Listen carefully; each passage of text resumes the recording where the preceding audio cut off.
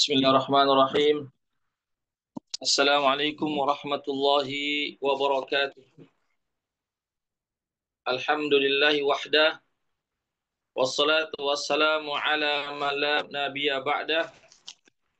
Wa ala alihi wa sahbihi wa man walah. Amma ba'd, ikhwatul Islam rahimakumullah. Pertama-tama kita senantiasa memuji Allah Subhanahu wa taala dan bersyukur kepadanya atas segala limpahan rahmat dan hidayahnya sehingga pada sore hari ini kita dapat berkumpul kembali di ruang Zoom dalam kajian fikih yang sebelumnya di malam hari karena berhubung kami ada kegiatan maka kami majukan kajiannya di sore hari. Baik, kita masih mengkaji dari kitab Al-Mulakhas Al-Fiqhi yang ditulis oleh Fadilatul Syekh Dr. Saleh Al-Fauzan hafizahullah taala, yaitu kita sampai tentang penjelasan sifat-sifat wudhu atau tata cara wudhu sesuai sunnah Rasulullah Shallallahu Alaihi Wasallam. Pada pertemuan yang lalu kami membahas tentang hukum-hukum seputar wudhu, yaitu kami berbicara tentang atau kami menjelaskan sebagaimana yang tertera dalam kitab ini, yaitu tentang syarat-syarat wudhu, ya, syarat-syarat wajib wudhu, kemudian apa namanya syarat rukun-rukunnya, ya, fardu-fardu wudhu, ya, yang ketiga adalah sunnah-sunnah wudhu, ya. Ada 3 perkara yang kami jelaskan atau 3 hal yang sudah kami jelaskan pada pertemuan yang lalu, yaitu syarat-syarat sahnya wudhu, kemudian wajib-wajib wudhu, yang ketiga adalahnya yang ketiga yaitu sunnah-sunnah wudhu. Itu sudah kami jelaskan 3 hal tersebut pada pertemuan yang lalu.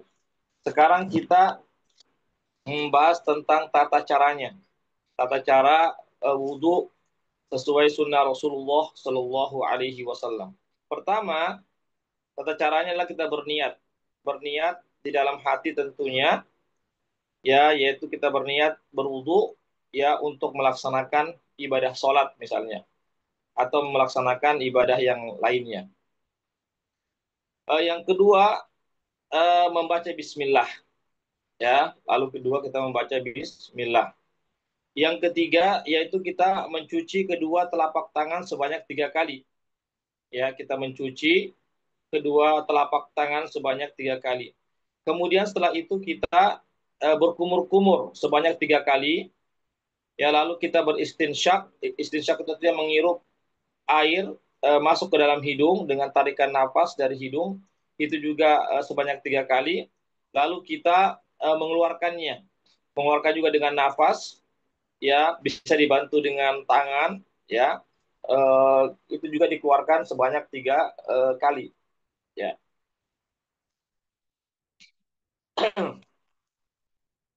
Jadi setelah berkumur-kumur dan beristinsyak dan istinsar, ya, istinsar itu mengeluarkan air dari hidung, ya. Setelah kita menghirupnya kita keluarkan itu sebanyak 3 kali. Kemudian mencuci wajah sebanyak 3 kali, ya, mencuci wajah sebanyak 3 kali. Jadi perhatikan wajah, ya, dari dari batasan tumbuhnya rambut ini bagian atas sampai ke sini, ya, paling bawah, yaitu ke dagu yang paling bawah.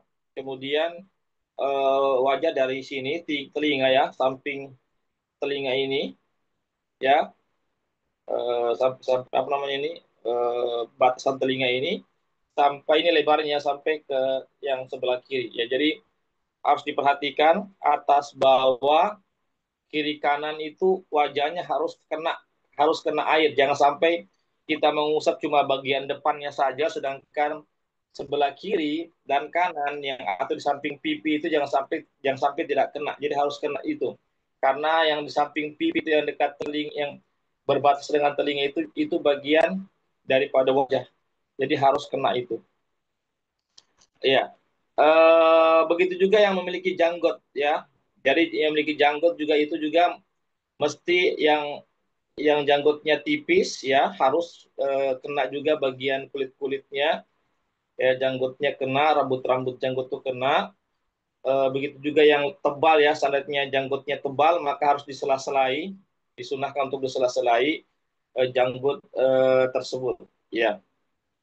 Ya meskipun janggutnya panjang tetap dikenakan apa namanya, dikenakan eh, air ya. Ikhwatal Islam azakumullah. Ya, kemudian setelah itu mencuci kedua tangan. Ya, mencuci kedua tangan ya dari atas ke siku ya. Begitu ya. Jadi harus atas bawah harus kena. Dan jangan cuma atasnya saya kena tapi bawahnya juga. Ya. Dari ujung-ujung jari sampai ke siku. Jadi perhatikan siku ya harus kena, jangan sampai sikunya tidak kena. Ya. Jadi tangan ini harus kena semua ya. Kulit-kulit yang ada di tangan ini harus kena semua, jangan sampai ada yang tidak kena. Begitu juga sebelah itu juga sebanyak 3 kali, kiri dan kanan. Kanan dulu sebanyak 3 kali, kemudian kiri juga sebanyak 3 kali. Ya, jadi kita berupaya untuk menghilangkan dulu. Seandainya di tangan itu ada hal-hal yang sulit untuk dihilangkan, misalnya cat kah, atau yang semisalnya, maka harus dihilangkan dulu. Ya, cat atau apa harus dihilangkan. Khususnya yang perempuan, seandainya perempuan ada yang memakai kuteks ya maaf ya, kuteks itu yang ada di yang dipakai di kuku itu kuteks itu harus dihilangkan itu kuteksnya, karena kalau ada kuteks maka itu tidak kena air ke kuku ya, maka tidak sah sholatnya. Beda dengan kalau pakai daun inai ya, daun apa namanya, daun pacar ya, atau daun inai atau henna ya, yang biasa kita bawa dari Arab, itu biasanya itu yang ada warna apa namanya, warna warna ya, ya henna ya, yang kita ketahui bersama itu tidak mengapa, itu tidak perlu dihilangkan karena henna itu tidak ada zatnya, dia cuma warna saja. Beda dengan kuteks, kalau kuteks itu dia ada zatnya, bukan cuma warna tapi zatnya. Zatnya itu yang menghalangi sampainya air ke kuku. Jadi kalau ada seorang wanita memakai kuteks itu harus dihilangkan dulu baru berwudu. Kalau tidak maka wudunya tidak sah. Ya, kuat Islam, azakumullah. Kemudian setelah itu mengusap kepala, ya mengusap kepala sebanyak 3 kali. Jadi kita dari depan ya begini, depan kita tempelkan, kita kedua punya tangan, telapak tangan kita ke depan, ya lalu kita apa namanya, sapukan sampai bagian belakang kepala, ya. Kemudian kita tarik lagi ke depan, ya tarik ke depan begini, lalu kita kedua tangan kita atau kedua telunjuk jari kita masuk ke telinga begini ya, ke telinga ya, jadi telunjuk masuk ke telinga, kemudian jari mengusap telinga bagian belakang begini ya, itu cukup 1 kali saja. Adapun menyelah-nyelahi lekukan-lekukan yang ada di telinga itu hukumnya tidak wajib ya. Tapi yang mau mengusap silakan, tapi hukumnya tidak wajib. Seandainya cuma cukup kita masukkan saja dua telunjuk kita ke dalam telinga, lubang telinga, lalu kita mengusap eh, telinga bagian belakang dengan ibu jari begini 1 kali, itu sudah cukup. Tapi kalau ada yang mau menyelah-nyelahi ya lekukan-lekukan telinga ini, itu juga diperbolehkan. Ya, artinya hukumnya tidaklah wajib. Ya, ikhwatal Islam, azakumullah. Itu cara mengusap kepala ya, dan telinga. Jadi telinga itu juga mesti diusap ya. Ingat, telinga itu diusap bukan dicuci. Ya, beda antara mengusap dan mencuci. Kalau mencuci itu seperti mencuci tangan, mencuci wajah, itu ada gerakan-gerakan ya, ada gosokan-gosokan. Ya, seperti ini ya, kita gosok-gosok begini. Itu namanya mencuci. Tapi kalau mengusap cuma sekedar diusap saja. Ya, sekedar ditempelkan kemudian begitu. Enggak, dia tidak ada gerakan-gerakan gosokan begitu. Itu namanya mengusap. Ya. Ikhwatal Islam azakumullah. Jadi mengusap kepalanya cuma 1 kali saja ya. cuma satu kali saja, ya sebagaimana yang saya contohkan tadi, ya tidak perlu diulang sampai 2 atau 3 kali, ya karena tidak dicontohkan oleh Rasulullah Shallallahu Alaihi Wasallam. Kemudian setelah itu mencuci kedua kaki, ya mencuci kedua kaki sebanyak 3 kali sampai mata kaki. Ingat, mata kaki harus kena ya. Ya kita semua sudah tahu semua ya, mata kaki yang ada benjolan itu ya, benjolan yang kiri kanan. Jadi setiap kaki itu ada 2 mata kaki, kaki kanan ada 2 mata kaki, begitu kaki kiri juga ya. Itu ada benjolan ya, seperti tulang itu.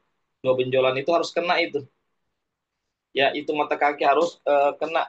Jangan sampai tidak kena. Kalau tidak kena maka wudhunya wudhunya menjadi batal atau tidak sah. Ya. Jadi mencuci kaki juga ini sebanyak 3 kali. Ya. Ikhwatal Islam, a'azzakumullah. Ya. Kemudian selesai ya. Jadi setelah mencuci kedua kaki ya, maka selesai. Dan disunahkan untuk menyela-nyela jari-jari kaki ya, di sela-sela jari kaki dengan dengan jari tangan ya.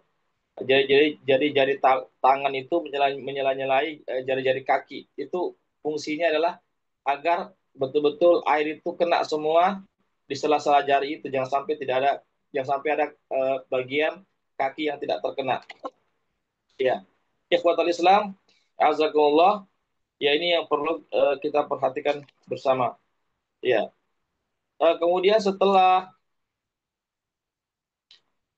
selesai itu maka membaca doa. Ya, membaca doa seraya kita mengangkat pandangan kita ke langit dan membaca asyhadu an la ilaha illallah wahdahu la syarikalah wa asyhadu anna Muhammadan abduhu wa rasuluh. Allahumma ja'alni minat tawabin wa ja'alni minal mutatahhirin. Itu doa yang Nabi baca, yang Nabi ajarkan kepada kita, hadisnya sahih. Ya, saya ulang lagi. Asyhadu an la ilaha illallah wahdahu la syarikalah wa asyhadu anna Muhammadan abduhu wa rasuluh. Allahumma ja'alni minat tawwabin wa ja'alni minal mutatahhirin. Itu dibaca ya, dengan kita menghadapkan wajah ke langit seraya membaca doa ini. Insya Allah kalau kita membaca doa ini, insya Allah Allah Subhanahu wa taala akan masukkan kita ke dalam surga Allah, ke dalam surga kelak pada hari akhirat, insya Allah. Ya. Kemudian kenapa kita mesti membaca doa ini? Kenapa Nabi ajarkan doa ini? Karena dalam doa ini ada pertama kita menyaksikan atau bersaksi bahwasanya tidak ada yang berhak diibadahi melainkan Allah, dan kita bersaksi bahwasanya Muhammad adalah hamba Allah dan Rasulnya. Yang kedua kita juga berdoa kepada Allah agar kita dijadikan menjadi orang-orang yang bertobat, orang-orang yang kembali kepada Allah, dan juga menjadi orang-orang yang mensucikan diri kita. Ya, artinya berwudu itu adalah kita mensucikan anggota tubuh kita, lahiriah kita. Dan doa ini adalah mensucikan daripada batin kita. Kenapa demikian? Karena manusia itu terdiri dari 2 unsur, unsur jasmani dan rohani. Jadi wudhu itu membersihkan unsur jasmani kita, mata, tangan, dan seterusnya, muka, wajah, kaki, ya, mulut, ya. Eh, eh, Ya, adapun unsur rohani itulah dengan doa ini, kita membaca doa ini adalah untuk membersihkan atau membaca doa ini setelah wudhu itu membersihkan unsur rohani dari diri kita, bahwasanya kita bersaksi bahwasanya Allah itu adalah Esa, tidak ada sekutu baginya, dan bahwasanya Muhammad satu-satunya sosok manusia yang wajib kita ikuti. Ya, jadi sini kita memadukan antara kebersihan jasmani dan kebersihan rohani agar kita ketika itu setelah itu kita menghadap Allah dengan melaksanakan namanya ibadah seperti ibadah sholat. Kemudian yang berikutnya, setelah berwudu boleh kita mengambil lap atau handuk untuk melap yang basah, boleh. Jadi boleh dilap anggota tubuh yang basah dari wudu itu, boleh juga tidak dilap, itu terserah. Ya. Kemudian yang terpenting adalah bagaimana kita wudu dengan sempurna ya, jangan terburu-buru, jangan boros memakai air, meskipun air sedikit, tetapi semua anggota wudu itu terkena air. Ya, sebagaimana diketahui Nabi itu berwudu dengan 1 mud saja. Nabi berwudu dengan 1 mud itu kurang lebih 1 liter air. cuma 1 liter air Nabi berwudu. Ya, kalau mandi janabah, beliau maksimal biasa mandi dengan 5 mud, ya, atau kurang lebih 4 liter seperempat, ya 4 liter, 4 ya, kurang lebih 5 liter. Beliau biasa mandi dengan air. Jadi jangan jangan boros ya. Sebagaimana Nabi pernah melihat ada sahabat yang boros ketika berwudu. Lalu sahabat mengatakan, apakah ada boros dalam berwudu ya Rasulullah? Kata Nabi, ya, ada juga itu orang boros dalam berwudu. Artinya tidak boleh, kata Nabi, berwudu dalam keadaan boros meskipun kamu berwudu di sungai.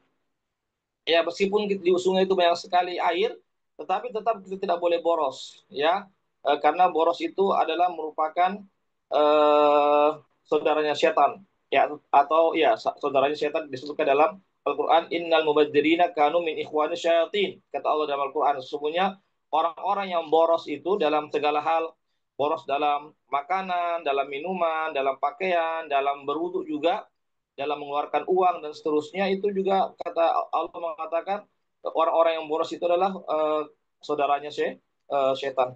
Ya, jadi kita harus menyelisih setan, itu tidak boleh boros meskipun dalam menggunakan air, meskipun airnya itu banyak, meskipun airnya banyak, atau kita berwudu di sumur misalnya yang banyak airnya, atau di sumur atau di sungai, maka tidak boleh kita boros, tetap kita berwudu dengan secukupnya.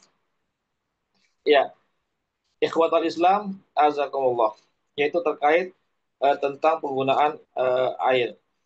Ya,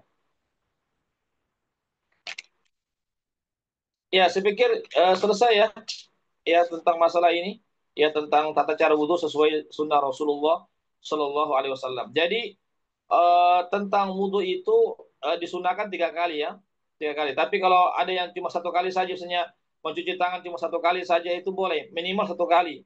Mencuci wajah 1 kali saja itu boleh. Mencuci apa namanya kaki hanya 1 kali itu boleh. Ya minimal 1 kali. Disunahkan maksimal 3 kali, tidak boleh lebih dari 3 kali. 2 kali boleh, ya 2 kali. Kecuali kalau kepala itu dengan telinga cukup 1 kali saja, sebagaimana yang Nabi contohkan kepada kita.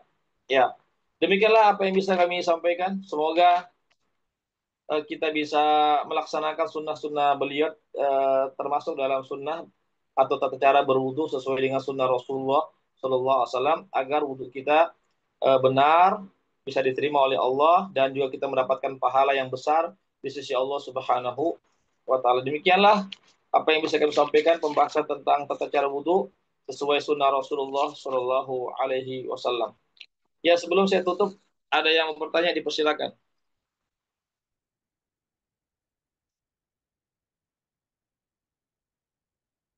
Ada yang mau bertanya?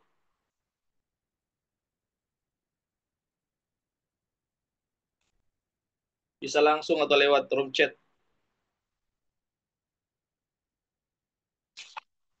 Baik, kalau tidak ada, saya anggap bisa dipahami semua tentang tata cara berwudu sesuai sunnah Rasulullah Shallallahu Alaihi Wasallam. Semoga kita bisa amalkan. Demikianlah kajian fikih kita pada sore hari ini. Mudah-mudahan ada manfaatnya dan bisa kita amalkan. Yang benar datangnya dari Allah saja, yang khilaf, yang salah dari kami dan dari kekurangan ilmu kami atau godaan setan yang terkutuk. Kami mohon ampun kepada Allah, dan kami mohon maaf kepada para peserta sekalian. Kami ucapkan jazakumullah khairan katsiran kepada para peserta yang hadir pada sore hari ini bersama kami dalam kajian kami, dan juga kami ucapkan jazakumullah khairan kepada para donatur yang sudah berpartisipasi terlaksananya kegiatan kali ini. Kami akhiri kajian kami ini dengan membaca doa penutup majelis. Subhanakallahumma wa bihamdik, asyhadu an la ilaha illa anta, astaghfiruka wa atubu ilaik. Wassalamualaikum warahmatullahi wabarakatuh.